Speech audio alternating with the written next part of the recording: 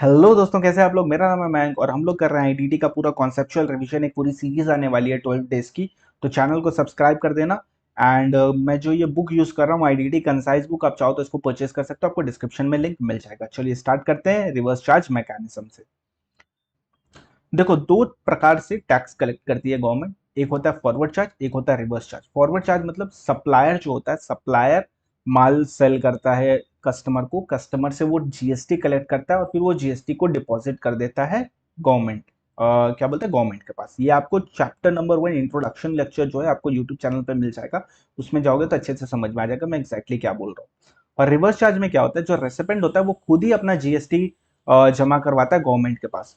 याद करो, registration chapter में अपने पढ़े थे कि रजिस्ट्रेशन में जो जमा करवा रहे हैं, जो रेसिपेंट है, जो आरसीएम में पे कर रहा है, उसको क्या होता है, कंपलसरी रजिस्ट्रेशन होता है। और एक और चीज से लिंक करते हैं कि अगर जो सप्लायर वो एक्सक्लूसिवली अगर आरसीएम वाला सप्लाई कर रहा है आउटवर्ड एक्सक्लूसिवली, तो उसको रजिस्ट्रेशन लेने की नीड नहीं होती है। तो एक एक करके टैकल करते हैं। सबसे पहले अपने पकड़ेंगे जीटीए। मैंने क्या किया, आरसीएम में हर एक जो भी है, जैसे मान लो जीटीए है तो उसमें मैंने एग्जामिशन को भी उसी में ही डाल दिया, ताकि एक ही जगह कवर हो जाए। मतलब साफ है कि जीटीए से रिलेटेड कोई भी क्वेश्चन आया, बस इतना देख लो, क्वेश्चन तुम्हारे बन जाएंगे। तो क्या है, चलिए देख लेते हैं। जीटीए मतलब क्या था, गुड्स ट्रांसपोर्ट एजेंसी। ठीक है, यानी transportation of goods by road, सिर्फ रोड वाले की बात कर रहे हैं। ठीक है। जीटीए में क्या होता है, जीटीए के पास दो ऑप्शन होता है, या तो वो 12% पे टैक्स पे कर सकता है, या तो वो 5% पे टैक्स पे। 12% पे टैक्स पे करेगा तो उसको आईटीसी मिलेगा, वो 5% पे टैक्स पे करेगा तो उसको आईटीसी नहीं मिलेगा। तो अगर जीटीए जो है वो टैक्स 12% पे करता है तो उसको फुल आईटीसी मिलता है, 6+6 होता है 12। सर्विस वो किसको दे रहा है इस पे डिपेंड करेगा आरसीएम और एग्जाम्पशन। अगर वो सर्विस रजिस्टर्ड पर्सन को दे रहा है तो फॉरवर्ड चार्ज लगेगा और जीटीए खुद टैक्स पे करेगा। जीटीए खुद टैक्स पे करेगा बोल रहा हूँ, इसका मतलब क्या था, अरे कलेक्ट करेगा कस्टमर से, लेकिन पेमेंट की जिम्मेदारी जीटीए की है।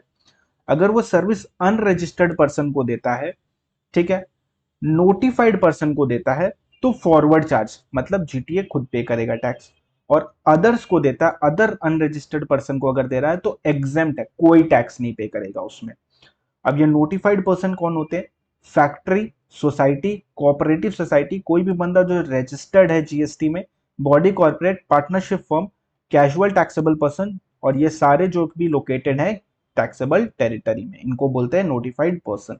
अगर आप इनको दे रहे हो तो फॉरवर्ड चार्ज लगेगा, अगर आप 12% वाले जीटीए हो तो। एंड जीटीए इस पे टैक्स पे करेगा। अब रजिस्टर्ड यहाँ पे भी है, रजिस्टर्ड यहाँ पे भी है, कंफ्यूज मत होना। अगर तुम इस रास्ते से भी जाओगे तो भी फॉरवर्ड चार्ज आएगा, इस रास्ते से भी जाओगे तो भी फॉरवर्ड चार्ज आएगा, तो इट डजेंट मैटर। नेक्स्ट है जो जीटीए चाहे तो 5% पे टैक्स पे कर सकता है। अगर जीटीए 5% पे टैक्स पे कर रहा है, फिर देखेंगे सर्विस किसको दे रहा है। अगर वो सर्विस रजिस्टर्ड पर्सन को दे रहा है तो आरसीएम लगेगा, वो रजिस्टर्ड पर्सन उस पर टैक्स पे करेगा। अगर वो सर्विस अनरजिस्टर्ड को दे रहा है, फिर देखेंगे किसको दिया, नोटिफाइड, अनरजिस्टर्ड नोटिफाइड, तो आरसीएम लगेगा, वो नोटिफाइड पर्सन उस पर टैक्स पे करेगा। और अगर वो सर्विस दे रहा है अनरजिस्टर्ड अदर्स को, तो एग्जेम्प्ट, कोई भी उस पर टैक्स पे नहीं करेगा। नोटिफाइड कौन होते हैं, factory, society, cooperative society, body corporate, partnership firm, CTP, और कोई भी पर्सन जो कि लोकेटेड है टैक्सेबल टेरिटरी में। इसमें भी रजिस्टर्ड वाला इंक्लूडेड है। तुम इस रास्ते से जाओगे तो भी आरसीएम, इस रास्ते से जाओगे तो भी आरसीएम, तो इट डजेंट मैटर, कंफ्यूज मत होना। हो सके और मन करे तो काट भी देना, पर एग्जाम में लिखना भूलना मत। तो जीटीए क्या बोलता है, जीटीए के पास दो ऑप्शन है, तो 12% पे टैक्स पे करो या तो 5% पे टैक्स पे करो। अगर वो 12% वाला जीटीए है तो वो सर्विस किसको दे रहा है, अगर रजिस्टर्ड को दे रहा है तो फॉरवर्ड चार्ज जीटीए टैक्स पे करेगा। अनरजिस्टर्ड को दे रहा है, नोटिफाइड अनरजिस्टर्ड को दे रहा है, तो फॉरवर्ड चार्ज जीटीए टैक्स पे करेगा। अदर अनरजिस्टर्ड से, तो in that scenario it will be exempt, कोई भी टैक्स नहीं पे करेगा। अगर जीटीए तुम्हारा 5% वाला है तो उस सिनेरियो में क्या होगा, अगर वो सर्विस किसको दे रहा है, अगर जीटीए सर्विस दे रहा है रजिस्टर्ड पर्सन को, तो आरसीएम लगेगा। अगर अनरजिस्टर्ड नोटिफाइड को दे रहा है तो आरसीएम लगेगा, अनरजिस्टर्ड अदर को दे रहा है तो एग्जेम्प्ट फ्रॉम टैक्स, कोई भी टैक्स पे नहीं करेगा।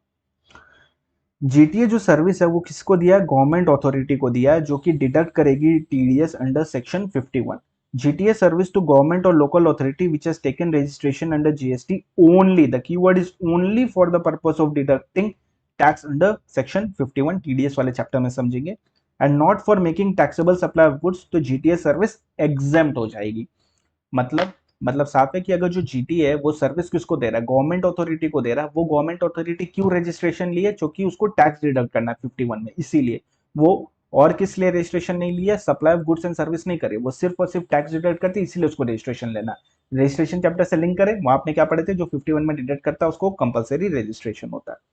तो इस सिनेरियो में जीटीए की जो सर्विस है एग्जाम्प्ट है, कोई भी उस पर टैक्स पे नहीं करेगा। अपने ये लिंक कर करके पढ़ते हैं तो इससे थोड़ा बेटर रहता है, काफी चीज एक साथ कनेक्टेड रहती है, तो कंफ्यूज मत होना। अगर कहीं कुछ लिंक नहीं समझ में आए तो 2 मिनट शांत रखना, माइंड काम रखना, समझ में आ जाएगा।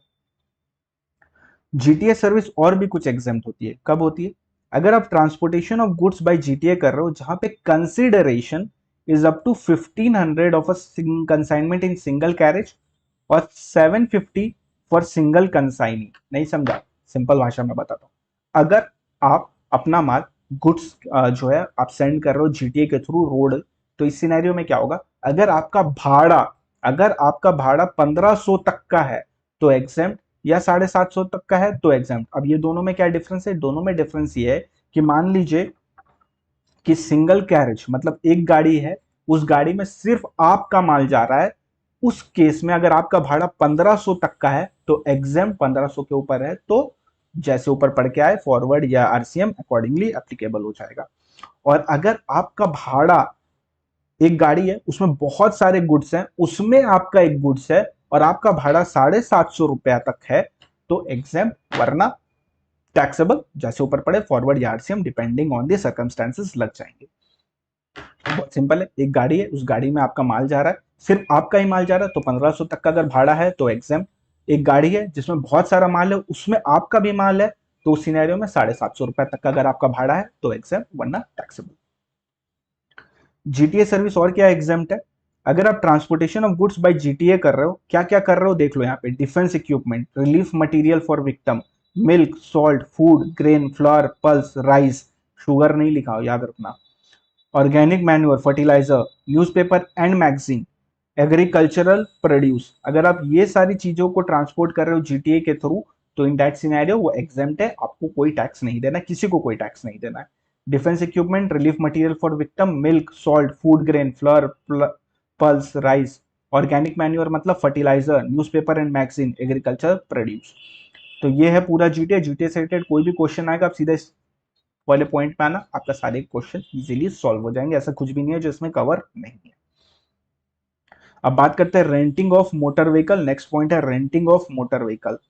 रेंटिंग ऑफ मोटर व्हीकल अगर आप कर रहे हो तो किस लिए कर रहे हो, गुड्स के लिए कर रहे हो तो फॉरवर्ड चार्ज आएगा, जो मोटर व्हीकल कंपनी है वही उस पर टैक्स देगी, मोटर व्हीकल कंपनी नहीं, जो रेंट पे मोटर व्हीकल को दे रही है वो उस पर टैक्स पे करेगा फॉरवर्ड चार्ज पे। अगर आप मोटर व्हीकल को रेंट पे ले रहे हो पैसेंजर ट्रांसपोर्ट के लिए तो दो ऑप्शन होता है, मोटर व्हीकल कंपनी के पास भी दो ऑप्शन होता है, या तो वो 12% पे जीएसटी पे करेगी या तो वो 5% पे जीएसटी पे करेगी। अगर वो 12% जीएसटी वाली है तो फॉरवर्ड चार्ज लगेगा, वो एंटरप्राइज उस पर टैक्स पे करेगा। और अगर वो 5% वाली है तो उस केस में अपने देखेंगे कंसिडरेशन में फ्यूल कॉस्ट इंक्लूड है कि नहीं। अगर कंसिडरेशन में फ्यूल कॉस्ट इंक्लूड नहीं है तो फॉरवर्ड चार्ज लगेगा।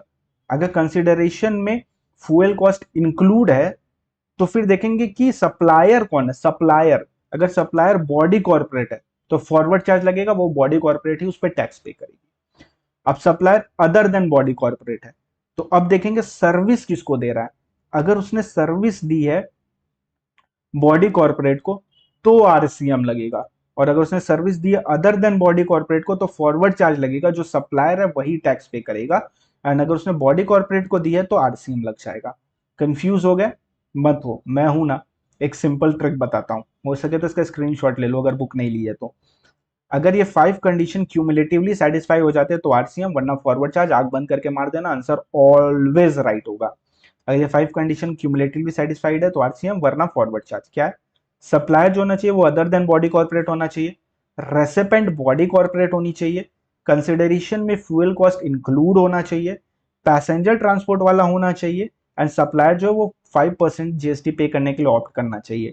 अगर ये 5 कंडीशन क्यूमुलेटिवली सेटिस्फाइड तो आरसीएम, वरना फॉरवर्ड चार्ज। आग बंद करना, मार देना, 100% राइट होने वाला है। मैंने क्या बोला, supplier other than BC, recipient BC, fuel cost include करना चाहिए आपका, सॉरी कंसिडरेशन इंक्लूड करना चाहिए फ्यूल कॉस्ट को, आप पैसेंजर वाले होने चाहिए, और जो सप्लायर है वो कौन होना चाहिए, ऑप्ट फॉर 5% पे करने के लिए जीएसटी, उसमें ऑप्ट करना चाहिए।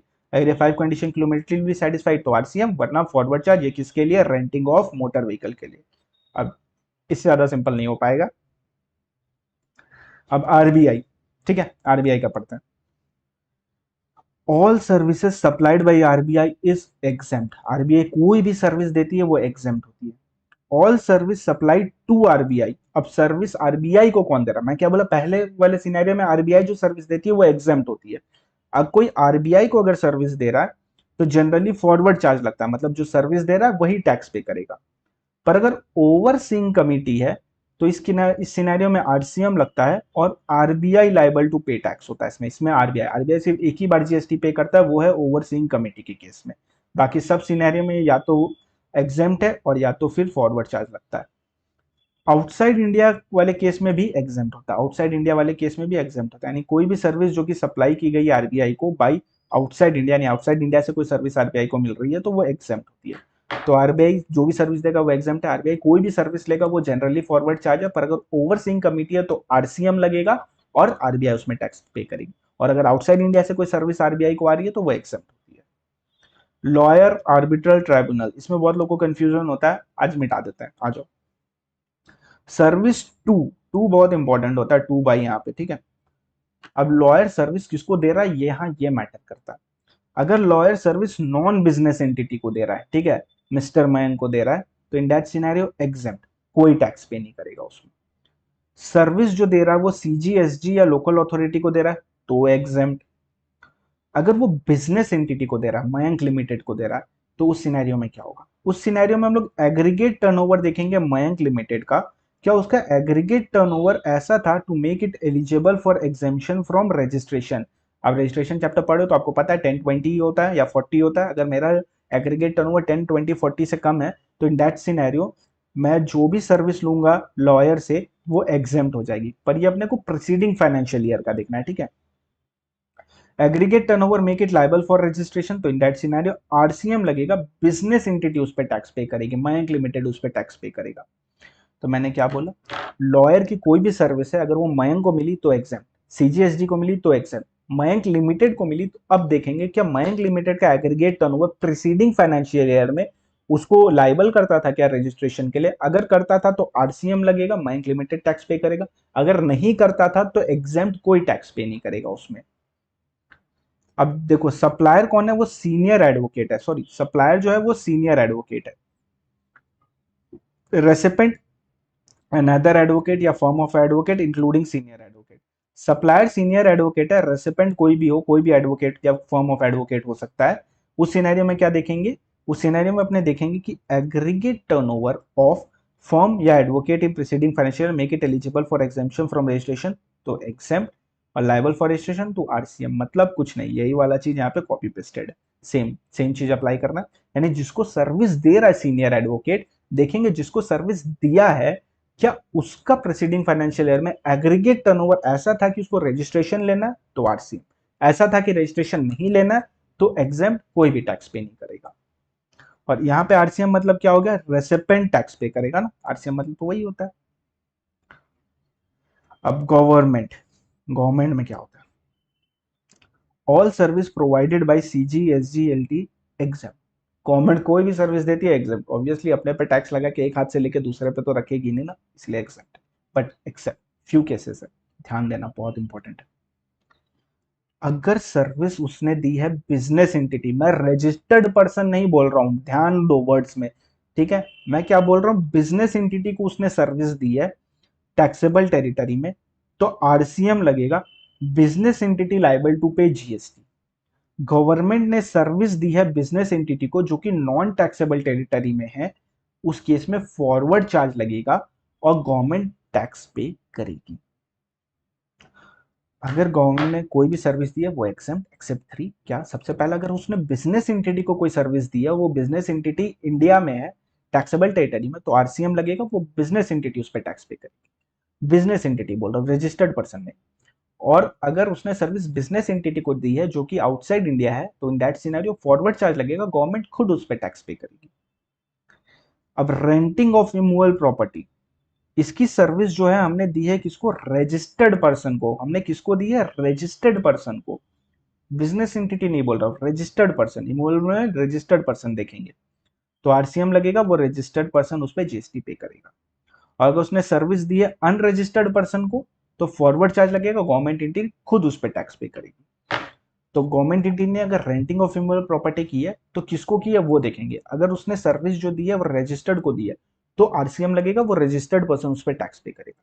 उसने सर्विस अनरजिस्टर्ड पर्सन को दी है तो उस केस में वो अनरजिस्टर्ड पर्सन, उस केस में गवर्नमेंट टैक्स पे करेगी, फॉरवर्ड चार्ज लगेगा। एंड मैं रजिस्टर्ड यहाँ बोल रहा हूँ, यहाँ मैं बिजनेस एंटिटी बोल रहा हूँ, दोनों में डिफरेंस तुमको पता है क्या होता है। ये फॉरवर्ड चार्ज के केस है, इसमें फॉरवर्ड चार्ज लगेगा। क्या है ये केस, अगर पोस्ट की सर्विस है या service in relation to aircraft और वेसल है या ट्रांसपोर्टेशन ऑफ गुड्स और पैसेंजर की सर्विस है, इस केस में फॉरवर्ड चार्ज लगता है, गवर्नमेंट खुद टैक्स पे करती है। ये क्यों डाला गया, इसको डालने का सिंपल लॉजिक है। ऑब्वियसली अगर तुम पोस्ट करवाने जाओगे तो बहुत सारे लोग पोस्ट करवाने जाते हैं। कभी पोस्ट ऑफिस गए हो, देखो कितनी भीड़ होती है। उस सिनेरियो में हर एक को तो नहीं बोलेंगे ना कि आरसीएम लगेगा तो तुम रजिस्ट्रेशन लो, चूंकि आरसीएम वाले को तो कंपलसरी रजिस्ट्रेशन है, तो हर एक आदमी तो जा जाके रजिस्ट्रेशन नहीं लेगा। तो इस सिनेरियो में बोलता है कि मैं खुद ही टैक्स पे करूंगा, बोलता मैं खुद ही टैक्स पे कर दूंगा, मैं खुद ही रजिस्ट्रेशन ले लूंगा, कोई दिक्कत नहीं है। या service in relation to aircraft और वेसल या ट्रांसपोर्टेशन ऑफ गुड्स और पैसेंजर। इसमें एग्जेम्पशंस भी है, वो एग्जेम्पशन वाले चैप्टर में पढ़ेंगे क्या है नहीं है, अभी यहाँ फोकस करते हैं। नेक्स्ट है art, drama, movies and books. RCM easy है ना, टफ तो नहीं है, बहुत इजी है, उतना भी कुछ भी कंफ्यूजन नहीं है इसमें। थोड़ा थोड़ा शांति से अगर टुकड़ों में पढ़ोगे तो सब इजी लगेगा। चलो आ जाओ। अगर अभी तक वीडियो पसंद आ रही है तो वीडियो को लाइक कर दो यार, किस चीज़ का वेट करो, और चैनल को सब्सक्राइब कर देना। आगे और भी बहुत सारी वीडियो आने वाली है, डीटीआई डीटी लॉ ऑडिट किसी से भी रिलेटेड आ सकती है, तो तुम इसको सब्सक्राइब करके रख दो। अब मैं किसकी बात कर रहा हूँ, अब मैं बात कर रहा हूँ आर्ट, ड्रामा, मूवी और बुक्स की। अगर आप सप्लाई ऑफ सर्विस करते हो bye way of transfer of copyright, transfer of copyright होता है सप्लाई ऑफ सर्विस, आपको पता चल जाएगा अगर आप चैप्टर 2 को अच्छे से पढ़ोगे, सप्लाई वाले चैप्टर को। Supply of service by way of transfer of copyright relating to drama, music, art. देखो बुक्स अलग है, ठीक है, क्यों अलग है पता चलेगा। ड्रामा, म्यूजिक, आर्ट आप किसको देते हो, म्यूजिक कंपनी को देते हो या प्रोड्यूसर को देते हो, तो आरसीएम लगेगा, music company is liable to pay GST. क्यों ऐसा किया गया, ऐसा इसलिए किया गया ताकि अपने प्रमोट कर सके आर्ट वगैरह को इंडिया में, इसीलिए किया गया, सिंपल सी बात है। मान लीजिए कि क्या होता है, गुरु रंधावा जी एक सॉन्ग बनाते, उस सॉन्ग का कॉपीराइट वो टी सीरीज को सेल कर देते हैं, ठीक है। अब ट्रांसफर करते हैं वो कॉपीराइट टी सीरीज को, तो इसमें क्या होता है, ट्रांसफर ऑफ कॉपीराइट वो होता है सर्विस। अब उसने सप्लाई ऑफ सर्विस की है एंड इस केस में आरसीएम लग जाएगा, जो टी सीरीज है वो लाइबल होगी जीएसटी पे करने की। पर supply of service by way of transfer of copyright relating to books, यानी चेतन भगत ने एक बुक लिखी, उसने उन्हें पब्लिशर को ट्रांसफर कर दिया कॉपीराइट। यहाँ पे क्या हो, यहाँ पे दो ऑप्शन होते हैं। जनरली तो आरसीएम होता है, जो पब्लिशर होता है वही लाइबल होगा पे करने के लिए जीएसटी। पर अगर चेतन भगत जी खुद ही रजिस्टर्ड है, या चेतन भगत जी खुद ही रजिस्टर्ड है एंड उन्होंने फॉर्म INV 1 में डिक्लेरेशन दे दिया है, तो उस केस में चेतन भगत जी खुद ही लाइबल होंगे जीएसटी पे करने के लिए फॉरवर्ड चार्ज के तहत, एंड पब्लिशर लाइबल नहीं होगा पे करने के लिए GST. And author shall not withdraw the said option within a period of 1 year from the date of exercising such option. जिस दिन एक्सरसाइज किया वहां से 1 साल तक इस ऑप्शन को अपने स्विच नहीं कर सकते, मतलब इस वाले पे नहीं जा सकते। इसमें है तो फिर 1 साल तक इसी में ही रहना पड़ेगा। तो मैंने क्या बोला, बहुत सिंपल है कि ड्रामा, म्यूजिक, आर्ट वगैरह इस केस में ऑलवेज म्यूजिक कंपनी या तुम्हारा जो भी पब्लिशर वगैरह होते हैं, वही प्रोड्यूसर होते हैं, वही इस पे जीएसटी पे करेंगे। बट बुक्स के केस में क्या होता है, पब्लिशर, दो ऑप्शन होते हैं, या तो पब्लिशर जनरली पे करेगा आरसीएम में, और या तो अगर ऑथर खुद ही रजिस्टर्ड है INV 1 में उसने डिक्लेरेशन दे दिया तो उस केस में वो फॉरवर्ड चार्ज में पे करेगा, ऑथर पब्लिशर पे नहीं करेगा। और एक बार इस ऑप्शन को एक्सरसाइज किया तो 1 year तक विड्रॉ नहीं कर सकते हैं। Remuneration to director, remuneration paid, अगर आप किसको पे कर रहे हो, चलो पूरा अच्छे से एनालिसिस करते हैं, ठीक। रेमुनरेशन टू डायरेक्टर में आप रेमुनरेशन पे कर रहे हो अगर इंडिपेंडेंट डायरेक्टर को, तो आरसीएम लगेगा। अगर आप इंडिपेंडेंट डायरेक्टर को रेमुनरेशन दे रहे हो तो आरसीएम लगेगा। आरसीएम मतलब क्या होता है इसका, आरसीएम मतलब कंपनी टैक्स पे करेगी। कौन पे करेगा, कंपनी टैक्स पे करेगी। और अगर आप whole time director including managing director को contract of service, contract for service, बहुत कंफ्यूजन होता है, सिंपल बताता हूँ। फॉर मतलब होता है जॉब वाला, ऑफ मतलब अदर देन जॉब। तो अगर आप कॉन्ट्रैक्ट ऑफ सर्विस हो तो आरसीएम लगेगा, कंपनी टैक्स पे करेगी। अगर आप कॉन्ट्रैक्ट फॉर सर्विस वाले हो तो उस केस में क्या हो जाएगा, एम्प्लॉयमेंट, और आपको पता है शेड्यूल 3 के तहत एम्प्लॉयमेंट पे अपना टैक्स नहीं लगता है, दस नॉट लेवेबल टू टैक्स, यानी कोई भी टैक्स पे नहीं करेगा इसमें। अगर आपने रेमुनरेशन पे किया whole time director including managing director, फिर नहीं समझ में आ रहा है तो टीडीएस देखो। टीडीएस अगर 192 में कटा है, 192 किसका है, सैलरी का सेक्शन है टीडीएस का। अगर सैलरी वाले में 192 में आपका टीडीएस कटा है तो सैलरी है, शेड्यूल 3 के तहत जीएसटी उसमें लगेगा ही नहीं, तो जीएसटी कोई टैक्स पे नहीं करेगा। और अगर 194 जे टीडीएस किसका है, प्रोफेशनल फीस का। अगर प्रोफेशनल फीस वाला है तो उसके इसमें आरसीएम लग जाएगा, कंपनी टैक्स पे करेगी। कौन टैक्स पे करेगा, कंपनी टैक्स पे करेगी। तो रेमुनरेशन टू डायरेक्टर इंडिपेंडेंट को दिया तो आरसीएम कंपनी टैक्स पे करेगी, होल टाइम डायरेक्टर वगैरह को दिया, मैनेजिंग डायरेक्टर को, तो इस केस में क्या देखेंगे, कॉन्ट्रैक्ट ऑफ है कि फॉर है, फॉर मतलब जॉब, ऑफ मतलब अदर देन जॉब। अगर आप कॉन्ट्रैक्ट ऑफ सर्विस है तो उस केस में आरसीएम लगेगा, कंपनी टैक्स पे करेगी। कॉन्ट्रैक्ट फॉर है तो उस केस में क्या होता है कि ये इंप्लॉयमेंट होता है, और इंप्लॉयमेंट शेड्यूल 3 के तहत जीएसटी में आता नहीं है, तो जीएसटी कोई भी पे नहीं करेगा, मतलब टैक्स ही नहीं लगेगा इस पे। नहीं समझ में आ रहा है, टीडीएस देखो, टीडीएस 192 में कटा कि 194 जे, 192 सैलरी का सेक्शन है, अगर उसमें कटा है तो शेड्यूल 3 के तहत तो सैलरी हो गया, तो उस पर टैक्स लगेगा ही नहीं। और 194 जे में अगर कटा है तो उस केस में क्या हो जाएगा, वो उसमें आरसीएम लग जाएगा एंड कंपनी टैक्स पे करेगी। अब यहां देखो, अदर्स, मेरे साथ दोहराना, ये सर्विस ये दिया इसको दिया तो ही आरसीएम, ये सर्विस ये दिया इसको दिया तो ही आरसीएम। अगर इसमें से एक भी कंडीशन फुलफिल नहीं होती है, इसमें से अगर एक भी कंडीशन फुलफिल नहीं होती है तो फॉरवर्ड चार्ज, इसमें से अगर एक भी कंडीशन फुलफिल नहीं होती है तो फॉरवर्ड चार्ज। इंश्योरेंस एजेंट ने इंश्योरेंस कंपनी को कोई भी सर्विस दी तो इंश्योरेंस कंपनी लायबल होगी। रिकवरी एजेंट ने बैंकिंग कंपनी या एनबीएफसी को कोई भी सर्विस दी तो banking and NBFC company liable होगी।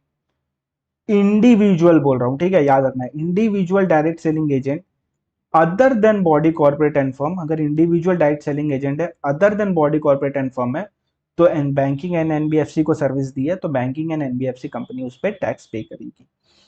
अगर मैं बोलूं कि इंडिविजुअल डायरेक्ट सेलिंग एजेंट है, पर इंडिविजुअल डायरेक्ट सेलिंग एजेंट नहीं है, body corporate direct selling agent है, और उसने बैंक को सर्विस दी, तो क्या होगा, कोई आपका पागल बनाएगा, पागल बन जाओगे, नहीं बनोगे ना, तब क्या होगा, तब वो बॉडी कॉर्पोरेट ही उस पर टैक्स पे करेगी, तब आरसीएम नहीं लगेगा, क्योंकि मैंने क्या बोला था, एक भी कंडीशन अगर नहीं सेटिस्फाइड हुई तो forward charge. Business facilitator banking company को कोई भी सर्विस देगा तो बैंकिंग कंपनी उस पर टैक्स पे करेगी। एजेंट ऑफ बिजनेस कॉरेस्पॉन्डेंट को कोई भी सर्विस देगा तो बिजनेस कॉरेस्पॉन्डेंट उस पर टैक्स पे करेगा।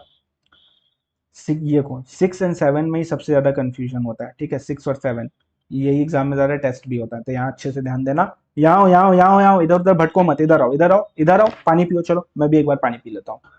सिक्योरिटी सर्विस और स्पॉन्सरशिप सर्विस जो है ये बहुत ज़्यादा इंपॉर्टेंट है, और बेसिकली इससे क्वेश्चन भी काफ़ी ज़्यादा आते हैं और ये कंफ्यूजिंग भी है, तो इसको अच्छे से समझते हैं, शांति से, हड़बड़ाइएगा मत, आपको ये खत्म होने से पहले समझ में आ जाएगा सब। एनी पर्सन, कोई भी बंदा, अदर देन बॉडी कॉर्पोरेट, तो सप्लायर कौन होना चाहिए, कोई भी बंदा हो सकता है पर अदर देन बॉडी कॉर्पोरेट होना चाहिए, वो रजिस्टर्ड पर्सन को देना चाहिए सर्विस। क्या चीज की सर्विस, सिक्योरिटी सर्विस, तो रजिस्टर्ड पर्सन उसमें आरसीएम के तहत टैक्स पे करेगा। अदर देन कॉम्पोजिशन होना चाहिए रजिस्टर्ड वाला जिसको सर्विस मिल रही है, यानी recipient should be other than composition dealer. तो security service any person other than body corporate registered person को दे रहा है, अदर देन कॉम्पोजिशन वाले को तो रजिस्टर्ड पर्सन, ठीक है। मान लो अगर एक्स लिमिटेड ने सिक्योरिटी सर्विस दी है रजिस्टर्ड पर्सन को, तो who will pay tax, then X limited will pay tax, क्यों, क्योंकि एक कंडीशन ब्रीच हो गई, इसमें से अगर एक भी कंडीशन ब्रीच होगी तो फॉरवर्ड चार्ज लग जाएगा, ठीक है। चलो आगे बढ़ते हैं। स्पॉन्सरशिप सर्विस के केस में क्या होता है, कोई भी बंदा, कोई भी एक्स लिमिटेड, एक्स या कोई भी, अगर बॉडी कॉर्पोरेट को दे रहा है स्पॉन्सरशिप सर्विस तो बॉडी कॉर्पोरेट के उसमें टैक्स पे करेगा आरसीएम के तहत। आप लोग को एक बहुत सिंपल सी बात बताता हूँ, रेसिपेंट कौन होता है ना, ये जानने के लिए आपको बस ये जानना है कि पैसे कौन दे रहा है, जो पैसे देता है वो रेसिपेंट होता है, इस बात को एकदम अच्छे से याद रखना, क्यों, क्योंकि आप कंफ्यूज होने वाले हो। आ जाओ, मिस्टर राज है जिसने स्पॉन्सर किया है dance competition Pintu dance academy का, जो कि एक डांस स्कूल है जो कि रन बाय इंडिविजुअल होता है, ठीक है। अब यहाँ ध्यान दीजिए, पैसा किसने दिया, राज ने, तो रेसिपेंट कौन हुआ, राज, तो Raj is a recipient. And supplier of service कौन हुआ, Pintu dance academy, that is mister Prashant. यानी अगर मिस्टर प्रशांत सप्लायर है और मिस्टर राज रेसिपेंट है तो एक कंडीशन ब्रीच हो गई, ये वाली नहीं, ये तो परफेक्ट है, ये कंडीशन ब्रीच हुई, जो कि सब recipient other than body corporate हो गया है यहाँ पे। तो यहाँ पे क्या लगेगा, यहाँ पे फॉरवर्ड चार्ज लगेगा, और फॉरवर्ड चार्ज में कौन देता है जीएसटी? सप्लायर देता है। तो यहाँ पे सप्लायर कौन है? मिस्टर प्रशांत। तो Pintu dance academy is liable to pay the GST, यानी mister Prashant is liable to pay the GST. अब एक और एग्जांपल देख लेते हैं। हाँ, आ रहा है स्क्रीन पे, देखो। Pannini private limited agrees to sponsor a sports event organized by Pink City Club in Jaipur. Panini Private Limited has paid an amount of rupees 5 lakhs. पैसा किसने दिया? पन्निनी प्राइवेट लिमिटेड ने। ठीक है, 5 लाख रुपीज दी। तो ये क्या हुआ? ये हो गया अपना रेसिपेंट। अगर ये रेसिपेंट है तो पिंक सोसाइटी क्लब जो है वो अपना सप्लायर हो गया। अब रेसिपेंट कौन है? सप्लायर तो एनी पर्सन हो सकता है। रेसिपेंट बॉडी कॉर्पोरेट है? जी हाँ, recipient is a body corporate. तो इस सिनेरियो में अपना क्या लग जाएगा? इस सिनेरियो में अपना लग जाएगा Panni Private Limited is a body corporate. GST on the said service is payable by recipient, that is Panni under RCM. Simple, clear, very good. बस ये याद रखना, जो पैसा देता है वो रेसिपेंट। एक बार रेसिपेंट आइडेंटिफाई हो गया फिर तो बहुत ईजी है। एक बार रेसिपेंट आइडेंटिफाई कर लोगे उसके बाद तो बस तुमको देखना है क्या वो रेसिपेंट बॉडी कॉर्पोरेट है, अगर है तो आरसीएम, नहीं है तो फॉरवर्ड चार्ज। सिंपल। अब ट्रांसफर ऑफ डेवलपमेंट राइट और floor space index any person promoter को देता है तो प्रमोटर इस पे टैक्स पे करता है। इसका डिटेल में तुमको क्वेश्चन में क्वेश्चन मिल जाएगा, वो पढ़ लेना, तुमको समझ में आ जाएगा। काफी इजी है, ज्यादा कॉम्प्लिकेटेड नहीं है वाला टॉपिक।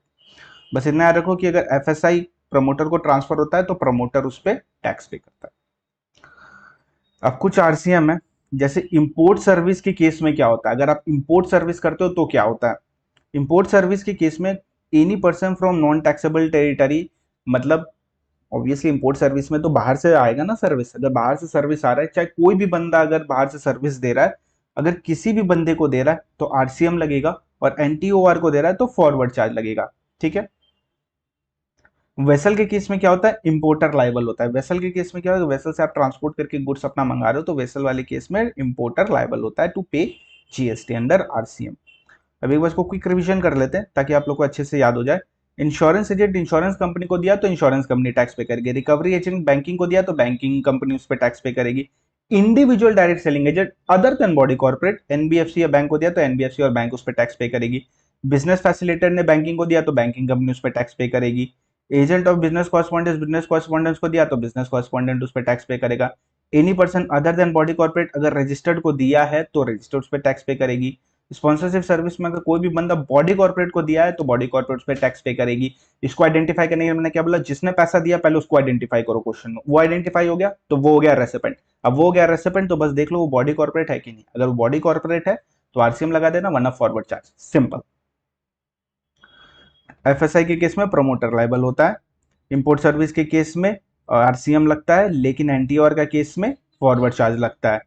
एंड वेसल के केस में नॉन टैक्सेबल टेरिटरी में इंपोर्टर टैक्स पे करता है। वेसल के केस में नॉन टैक्सेबल टेरिटरी में इंपोर्टर टैक्स पे करता है। अब 9(4) का केस है। 9(4) के केस में क्या होता है? अगर सप्लाई हम लोग स्पेसिफाइड गुड्स का कर रहे हैं अनरजिस्टर्ड पर्सन से टू स्पेसिफाइड रजिस्टर्ड पर्सन है, यानी सर्विस क्या स्पेसिफाइड गुड्स की है, जो अपना अनरजिस्टर्ड पर्सन है और टू रजिस्टर्ड पर्सन, यानी एग्जांपल नहीं, यहाँ पे सिर्फ तीन ही नोटिफाई, अपने को ये तीन ही लर्न करना है एग्जाम के लिए। सीमेंट अगर अनरजिस्टर्ड से खरीदोगे तो प्रमोटर को आरसीएम के तहत उसमें टैक्स पे करना पड़ेगा 28%। ये लर्न करना, बिल्कुल ये रेट लर्न करना, एग्जाम में कभी कभी नहीं देता। कैपिटल गुड्स अगर तुम अनरजिस्टर्ड से खरीदोगे तो प्रमोटर उस पर टैक्स पे करेगा नोटिफाइड रेट से। अगर आपका वैल्यू ऑफ इनपुट और input services purchase from registered supplier is less than 80%, यानी आपने जितना भी इनपुट और इनपुट सर्विसेज टोटल जितना भी खरीदा है, अगर उसमें से 80% से कम है आपका रजिस्टर्ड से, ठीक है, तो जितना भी 80% से कम है ना, उस सिर्फ उतना शॉर्टफॉल के लिए, उस शॉर्टफॉल के लिए प्रमोटर आरसीएम के तहत 18% पे करेगा। नहीं समझा? दिमाग घूम गया? बहुत कोशिश किया समझने का, समझ ही नहीं आया। आ जाओ देख लेते हैं।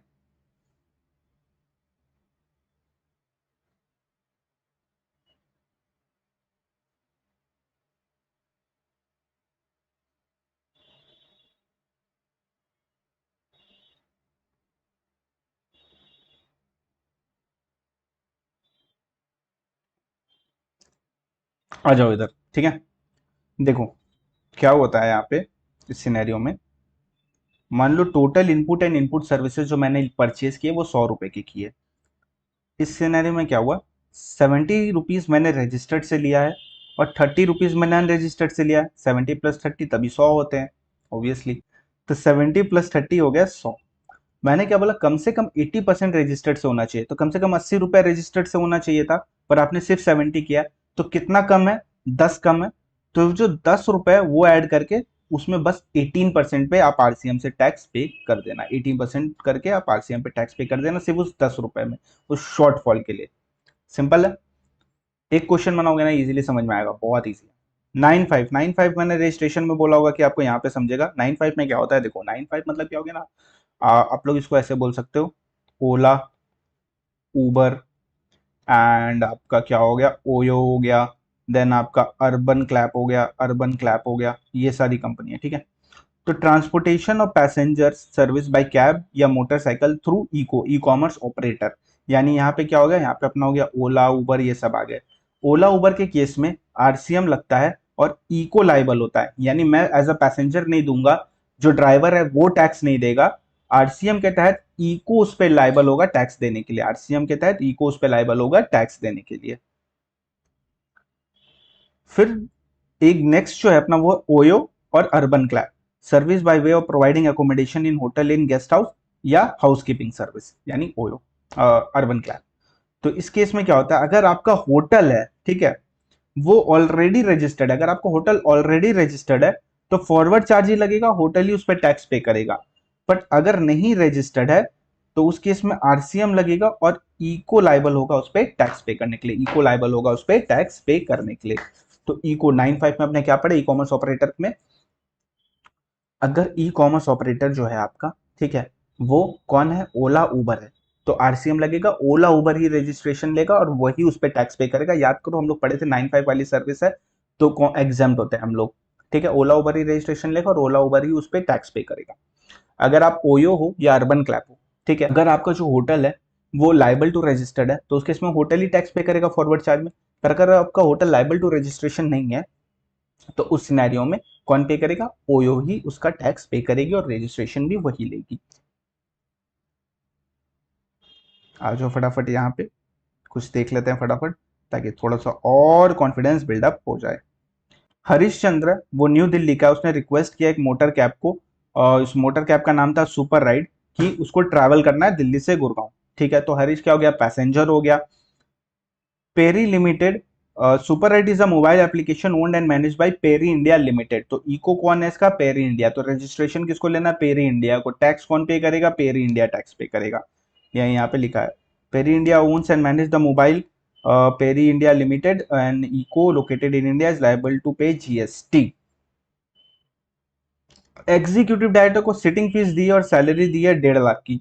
तो अब क्या होगा, बहुत सिंपल है, एग्जीक्यूटिव डायरेक्टर है, उसको सिटिंग फीस जो दी है उस पर आरसीएम लगेगा, उस पर कंपनी टैक्स पे करेगी, और जो सैलरी है 1.5 लाख का उस पर कोई टैक्स नहीं पे करेगा, चूंकि शेड्यूल 3 के तहत liable to GST under RCM. और सैलरी पे तो लगता ही नहीं है, तो उस चीज को अपने यहाँ पे मैटर ही नहीं करता है। और दैट्स इट, यहाँ पे अपना आरसीएम खत्म होता है। अभी अपना खत्म नहीं हुआ है वीडियो, अभी अपने करेंगे पेमेंट ऑफ टैक्स चैप्टर। 12 दिन के अंदर जीएसटी खत्म करना है ना अच्छे से, तो मेरे साथ बने रहो, कहीं नहीं जाना है। फटाफट पानी पी लो और फिर अपने लगते हैं पेमेंट ऑफ टैक्स चैप्टर में। चलो, रेडी। हेलो दोस्तों, हम लोग करने जा रहे हैं पेमेंट ऑफ टैक्स चैप्टर। अभी अपने खत्म किए हैं आरसीएम, अब अपने आगे पेमेंट ऑफ टैक्स चैप्टर में। होप सो आप बने हुए हो वीडियो में, आपको वीडियो अभी तक पसंद आ रही है तो चैनल को सब्सक्राइब कर देना, वीडियो को लाइक कर देना और कमेंट करके बताओ कैसा लग रहा है, क्योंकि अपने एक 12 डे सीरीज में है और इसको आईडीडी को अच्छे से कवर अप करेंगे। ये बुक जो मैं यूज कर रहा हूँ, तुम चाहो तो इसको डाउनलोड कर सकते हो परचेज करके, आपको डिस्क्रिप्शन में लिंक मिल जाएगा, कमेंट सेक्शन में भी लिंक मिल जाएगा। और अगर आपका एग्जाम नवंबर वगैरह में है तो आप चाहो तो हमारा जो लाइव बैच आएगा जुलाई में, आप उसको ज्वाइन कर लेना, बहुत मजा आने वाला है उसमें। एंड वन मोर थिंग, अगर आप चाहो तो आप फास्ट ट्रैक भी ले सकते हो रिकॉर्डेड मोड में, उसका आपको डिस्क्रिप्शन में लिंक मिल जाएगा। जो जो मैंने अभी तक पढ़ा है ना वो सब वहाँ पे काफी डिटेल्ड में डिस्कशन हुआ है, और ज्यादा आवर्स का नहीं है, 30 to 40 आवर्स का, आप इजिली अभी भी खत्म कर सकते हो चाहो तो। ओके, तो चलो मिलते हैं नीचे पेमेंट ऑफ टैक्स चैप्टर में। आगे बढ़ने से पहले यार एक स्माइल पास कर दो प्लीज। चलो स्टार्ट करते हैं। देखो, पेमेंट ऑफ टैक्स चैप्टर ऐसे बहुत बड़ा है, आपको उतना दिमाग लगाने की जरूरत नहीं, सिर्फ एग्जाम में जो आने वाला मैं बस वही बताऊंगा और वही आएगा और तुमको वही करना है, ठीक है। इलेक्ट्रॉनिक कैश लेजर एक होता है, क्रेडिट लेजर होता है, इलेक्ट्रॉनिक लाइबिलिटी रजिस्टर होता है। इलेक्ट्रॉनिक कैश लेजर जो होता है उसको हम लोग क्यों यूज करते हैं? For payment of tax, interest, penalty और फीस, जिसको हम लोग प्यार से क्या बोलते हैं? Tip fees.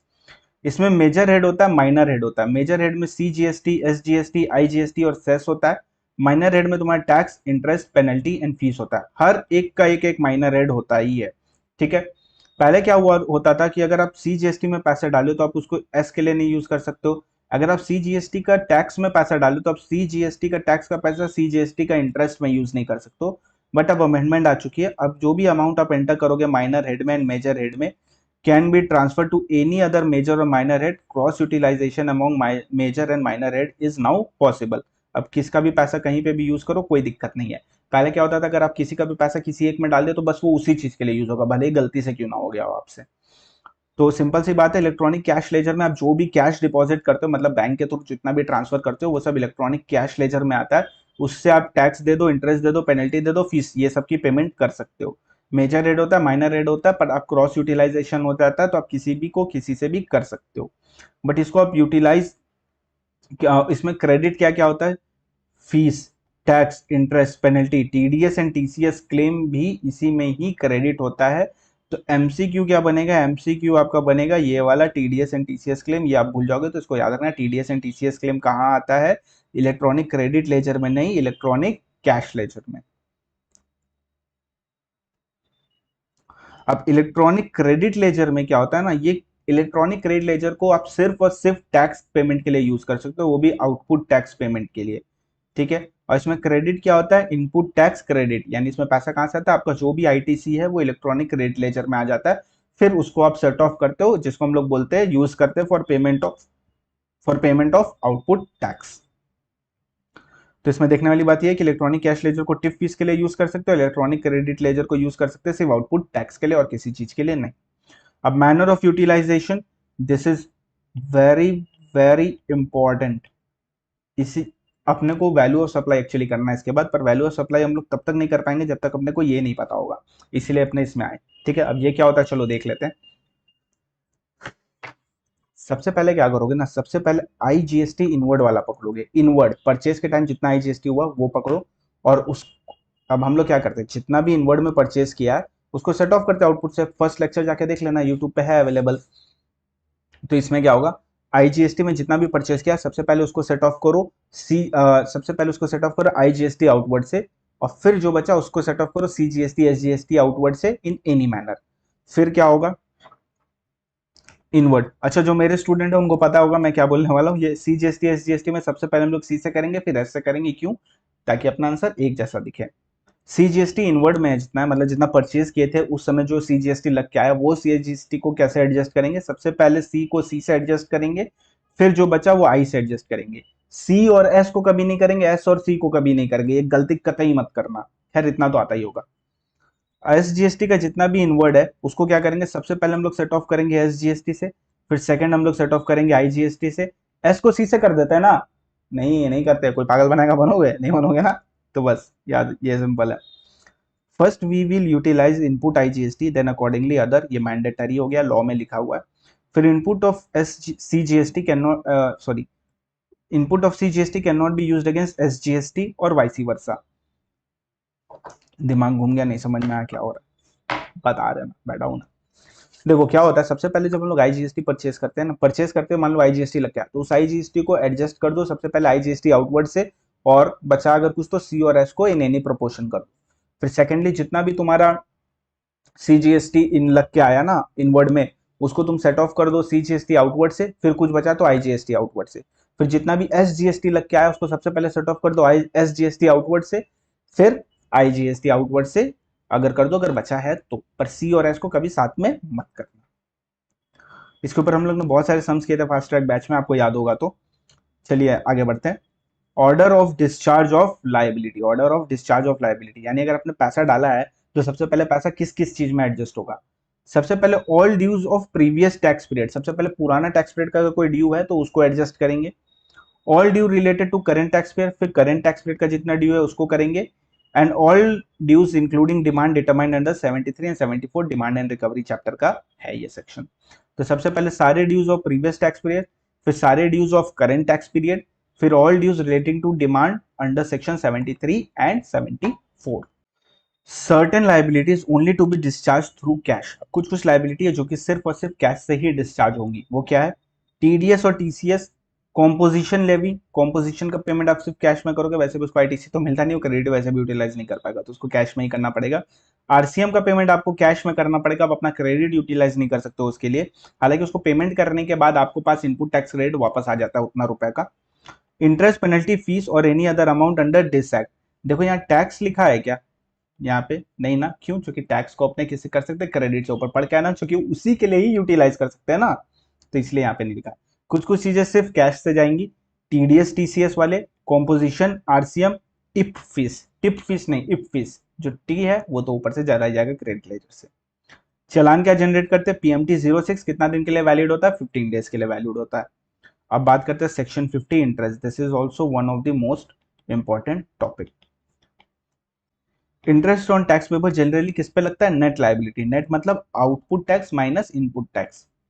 RCM included in net liability. In exam आपको क्या लिखना? By debiting the electronic cash laser. मतलब नहीं समझा? मतलब सिंपल है, आउट नेट लाइबिलिटी एग्जाम में मत लिखना, एग्जाम में नेट लाइबिलिटी मत लिखना, एग्जाम में लिखना by debiting electronic cash laser. Net liability बोलना लेकिन लिखना by debiting electronic cash laser. However, where such return is furnished after commencement of any proceeding 73 and 74, तो ग्रॉस लाइबिलिटी पे लगेगा, यानी सेट ऑफ नहीं अलाउ करेंगे। नहीं समझा? बहुत सिंपल है। सेक्शन 50 क्या बोलता है? सेक्शन 50 बोलता है जनरली नेट लाइबिलिटी पे लगा देना, यानी इनपुट आउटपुट माइनस इनपुट जो भी आएगा उस पे तुम इंटरेस्ट लगाना, ठीक है।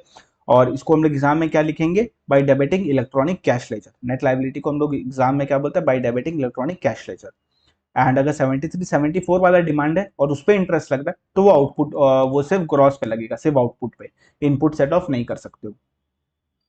रेट है जनरली 18%, पर अगर अनड्यू एक्सेस क्लेम किए हो आईटीसी और excess reduction in output tax liability की हो तो 24%। जनरल रेट इज 18% और ऐसे 24% अगर आप अनड्यू या एक्सेस क्लेम किए हो आईटीसी उसकी वजह से इंटरेस्ट लग रहा है तो।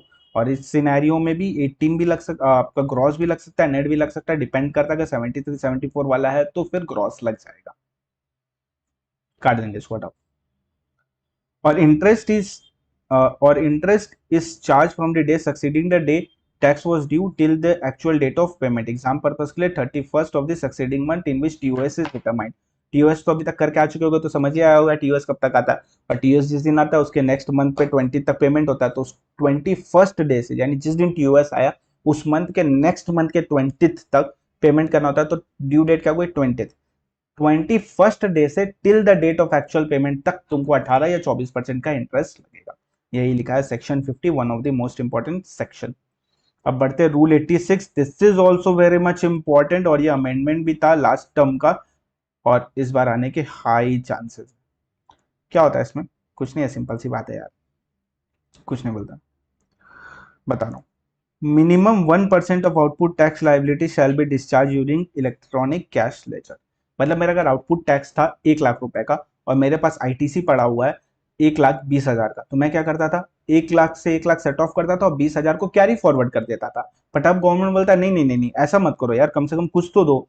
तो गवर्नमेंट बोलता है कम से कम 1% तुम इलेक्ट्रॉनिक कैश लेजर के थ्रू पे करो, यानी 1% तुम कैश में पे करो और जितना रिमेनिंग बचता है उसको तुम सेट ऑफ कर सकते हो, कोई दिक्कत नहीं है।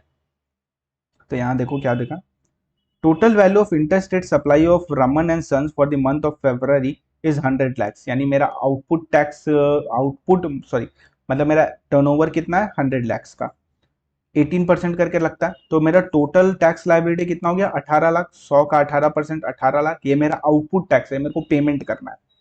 और इलेक्ट्रॉनिक क्रेडिट लेजर में मेरा 20 लाख पड़ा हुआ है। तो पहले मैं क्या करता था, इस 20 लाख था तो मैं यहाँ 18 सेट ऑफ कर देता था और 2 लाख को कैरी फॉरवर्ड कर देता था, right.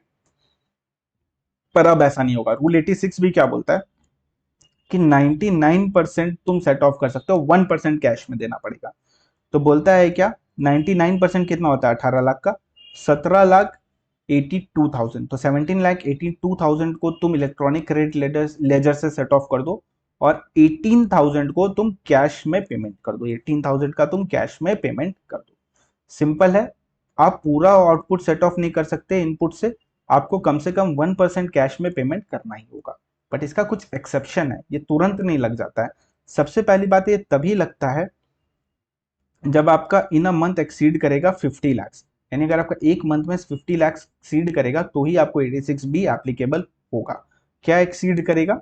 Value of taxable supply, और उसमें भी other than exempt and zero rated supply, उसमें भी other than exempt and zero rated supply, तभी आपको एप्लीकेबल होगा, नहीं तो नहीं होगा।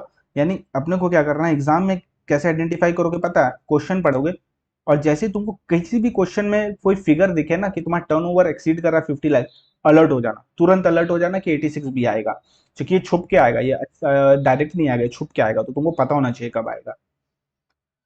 तो अगर आपने इनकम टैक्स पेमेंट किया है मोर than 1 lakh, may not apply in case where a person mentioned below have deposited a sum more than 1 lakh as income tax in each of the last 2 financial year. 2 financial year में continue अगर आपने 1 लाख से ज्यादा का income tax पे किया है तो आपको एप्लीकेबल नहीं होगा।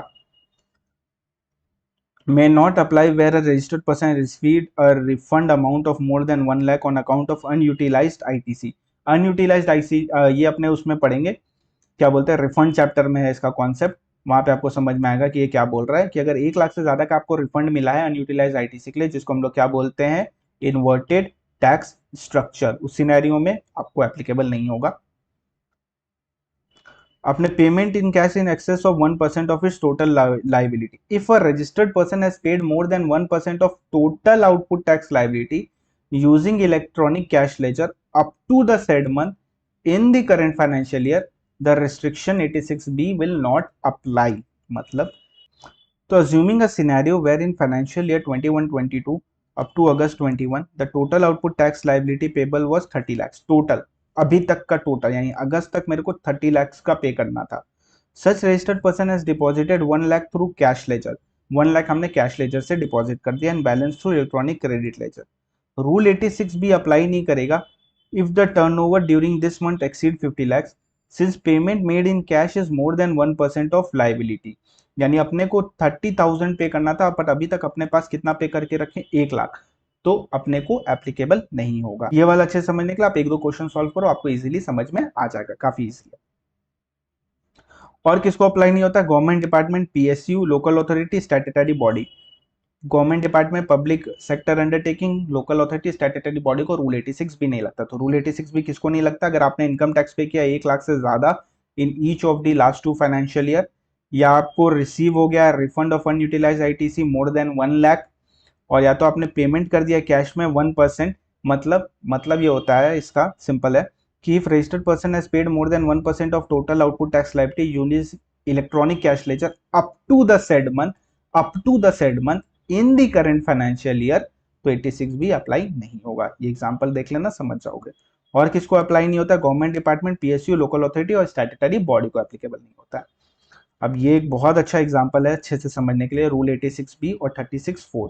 36(4) जो है अपना, वो अपने आईटीसी चैप्टर में करेंगे तो ज़्यादा अच्छे से समझ में आएगा। तो एक काम करते हैं, उसको आईटीसी जब करेंगे ना तब करते हैं, ठीक है, रिवीजन में तब लेते हैं। अभी इधर आ जाओ, क्वेश्चन दिख रहा है? अब दिख रहा होगा, एक सेकेंड, चलो अब दिख रहा है। Following are the details of the purchases and sale affected by Smart Private Limited. तो क्या क्या उसने किया? उसने परचेज किया fabric material from local dealer, उसने परचेज किया textile material from local dealer, और उसने परचेज किया machinery for manufacture of taxable goods. अच्छा, कैपिटल गुड्स में भी आईटीसी मिल जाता है क्या? संग संग मिल जाता है, संग संग मिल जाता है। Other direct and indirect expenses इतना किया। प्रॉफिट मार्जिन उसने लिया है 10% का फॉर द मंथ ऑफ, उसने 80% ऑफ द प्रोडक्शन को सोल्ड कर दिया है विद इन द स्टेट, यानी सीजीएसटी एसजीएसटी लगने वाला है, हर जगह सीजीएसटी एसजीएसटी ही है। तो इसका इनपुट टैक्स क्रेडिट में क्या आएगा? ये वाला आएगा, ये वाला आएगा, ये वाला आएगा, तो ये आ गया, ये आ गया, ये आ गया, और ऑब्वियसली एस भी सेम होगा, सी भी सेम होगा। देन इसने सेल कितना का किया है? 217070, 80% उसका होता है 173, इस पे प्रॉफिट लगाएंगे 10%। या देखने वाली बात है कि आपको 80% करने के बाद प्रॉफिट लगाना है। फिर जो फिगर आएगा वो आपका सेल्स होगा। सेल्स में क्या हो जाएगा? आउटपुट सी जीएसटी, ये कितना होगा? 9% और 9%, सी और एस 9% क्योंकि 18% रेट था। तो इनपुट आपका इतना आ जाएगा और इनपुट को आपको सेट ऑफ करना है। ये रहा बढ़िया से एक्सप्लेन किया हुआ, ये रहा, ये रहा, ये रहा, ये रहा, ये रहा, ये रहा, ये सेम है, जो जो बोला था वैसे ही है। एंड उसके बाद जब अपने इसको सेट ऑफ कर दिया, देखो कैपिटल गुड्स का भी संग संग सेट ऑफ कर दिया, तो पेमेंट इतना आया। तो इस क्वेश्चन को एक बार अच्छे से देख लेना, काफ़ी कुछ क्लैरिटी में आ जाएगी। मैं एक काम करता हूँ, मैं इसको थोड़ा सा इरेज कर देता हूँ ताकि आप लोग इजीली इसका स्क्रीनशॉट ले पाओ। तो एक बार आप लोग इसका स्क्रीनशॉट ले लो और इस क्वेश्चन को घर पे एक बार ज़रूर ट्राई करना, काफ़ी कुछ क्लैरिटी मिलेगी इस क्वेश्चन से आपको। ओके, ले लिया स्क्रीनशॉट? चलो अब इसके वाले का इसका आंसर का भी स्क्रीनशॉट ले लो। ले लिया स्क्रीनशॉट? Very good. चलो, पेमेंट ऑफ टैक्स चैप्टर या इट इज ओवर। तो इसमें बस देखने वाली जो इंपॉर्टेंट चीज है वो सबसे ज्यादा ये है, मैनर ऑफ यूटिलाइजेशन, उसके बाद सेक्शन 50 और रूल 86 भी बहुत ज्यादा इंपॉर्टेंट है। ये दोनों से एक बार डायरेक्ट क्वेश्चन आया था, तो इस बार भी आ सकता है। इजी है, बस इतना सही लिखना है, ज्यादा कुछ इसमें करना नहीं होता है अपने को। यहाँ पे अपना खत्म हो जाता है पेमेंट ऑफ टैक्स चैप्टर। याद रखना 50 लाख से ज्यादा होगा तभी 86 भी लगाना, वरना मत लगाना। मैंने आपको आइडेंटिफाई करने के पॉइंट्स भी बता दिए, कहाँ जाके आपको आइडेंटिफाई करना है कि कब कौन सा एप्लीकेबल होने वाला है। तो thank you very much for joining in. Hopes आपको मजा आ रहा होगा। अभी अपने नेक्स्ट वैल्यू ऑफ सप्लाई भी करने वाले हैं, कल आएगी उसकी वीडियो, तो रेडी रहना उसके लिए। वीडियो पसंद आई तो चैनल को सब्सक्राइब कर देना, लाइक कर देना, कमेंट कर देना और टेलीग्राम में जाके फॉलो भी कर देना। टेलीग्राम की भी लिंक आपको डिस्क्रिप्शन में मिल जाएगी और ये बुक परचेज की लिंक भी आपको डिस्क्रिप्शन में मिल जाएगी। चलो बाय बाय, अच्छे से पढ़ो, टेक केयर।